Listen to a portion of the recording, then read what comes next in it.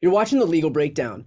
So, Glenn, let's talk about the proposed August 5th, 2024 trial date for Donald Trump in Fulton County. Now, first off, this is major news because it would put this Georgia trial before the 2024 election, which was in doubt prior to this. So, what was your reaction to seeing this news?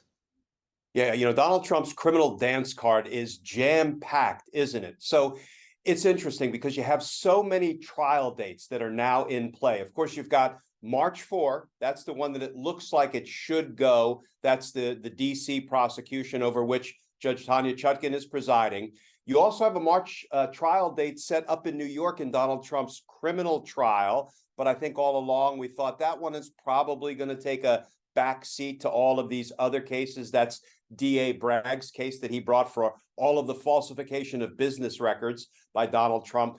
Then you have the trial date down in Florida for the documents, obstruction of justice, espionage case. That's Judge Cannon presiding over that one. Presently, there's a May 20th trial date. And now we have the fourth trial date that at least has been requested by District Attorney Willis in the RICO prosecution down in Georgia for August 5th.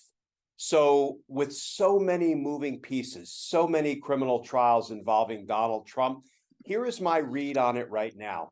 I still think the March trial date in DC is the most likely trial to go first, and I think that March trial date should hold. And then it looks like Judge Cannon has been playing games down in Florida. We all know she has done any number of favors, though, for Donald Trump.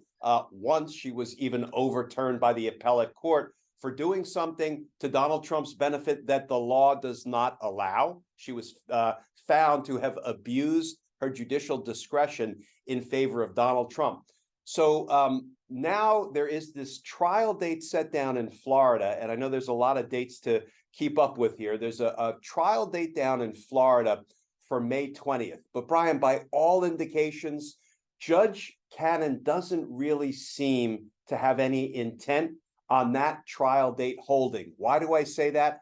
Because Judge Cannon just recently pushed a full dozen deadlines until they next get together. When I say they, the parties, the prosecution and Donald Trump's defense team, next get together in a courtroom down in Florida on March 1st, just a few days before the DC trial is scheduled to kick off. That is almost a sure sign that the May 20th trial date that Judge Cannon set is not going to hold. It's going to slip. It's going to get continued. But here's the thing. Judge Cannon might have been trying to do a favor for Donald Trump by not having that May trial date be realistic. So let's assume it gets continued. It gets pushed down the road, maybe 6 months or so. What does that do? Well, that frees up the August 5th trial date in Georgia. So you know what? She being Judge Cannon, may have been trying to help Donald Trump out a little bit. She may have put him right in the soup, because once he goes to trial in March in DC, that trial will take probably a couple of months, but that will give Donald Trump and his lawyers plenty of time to prepare for an early August trial down in Georgia, his RICO case. So, this may actually end up to be the best of all worlds, at least from a justice perspective, because, we the people have a right to a fair and speedy trial as well. And we've been waiting a very long time for the first trial to come involving Donald Trump's crime. So all things considered, I know there are a lot of dates, a lot of trials in the mix. I think this one may actually end up working to Donald Trump's disadvantage. Wow, so it's fair to say then that if Judge Cannon's goal was to give Donald Trump the delay that he's been seeking in that Florida case, that she may have just actually screwed him by kind of opening up his schedule for that Fulton County case to just slide right in there. Yeah, she may have delayed Donald Trump right into an August RICO trial date. And here's what people should know. Folks might say, well, if he's scheduled to go to trial in Florida in his documents obstruction espionage case beginning on May 20th, couldn't they finish that trial and then go right into the early August trial in Georgia? The answer is almost certainly no. Why do I say that? Because when a defendant is in trial for 2 or 3 months, even if technically that defendant is no longer in that trial beginning on August 5th, there's not a judge in the land who will say, okay, Trump, you were just in trial for 3 months in the immediate run up to August 5th. Now we're going to make you and your defense team go right into a trial in another jurisdiction without a breather, without any time to prepare. Judges typically don't do that to defendants or their defense attorneys. They will give them some room to breathe, prepare, typically 2-3 months before any judge would require them to go back into another lengthy trial. So that's why I think this may actually be a miscalculation by Cannon, and she may have just freed him up to start that August RICO trial down in Georgia. Okay. And how long do you expect that Georgia trial to last?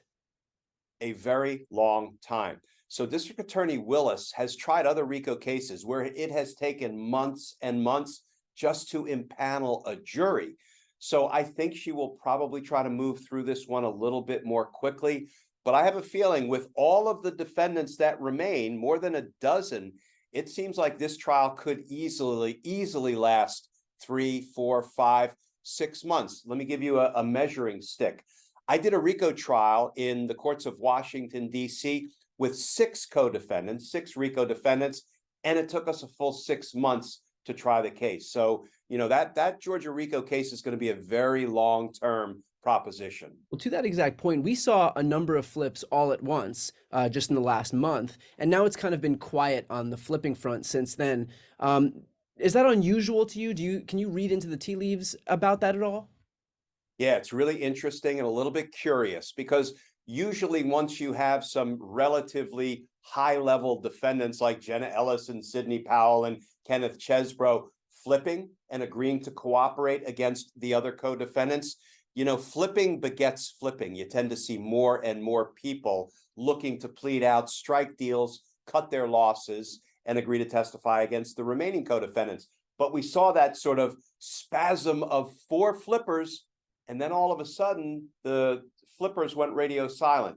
I still suspect we're going to see more. I don't know what accounts for the pause. Here is one possibility. Fani Willis and her team may have decided, you know what? We got 4 really important cooperating witnesses, including some of the people who were close to Donald Trump in those critical moments after he lost the election, but before he launched the insurrection, like Sidney Powell. We don't really need to extend generous plea offers to these other relatively low-level criminal fish. We'll just take them to trial. So it might actually be an indication that DA Willis and her team are feeling pretty confident about where they are with the 4 cooperators they now have in their stable. Okay.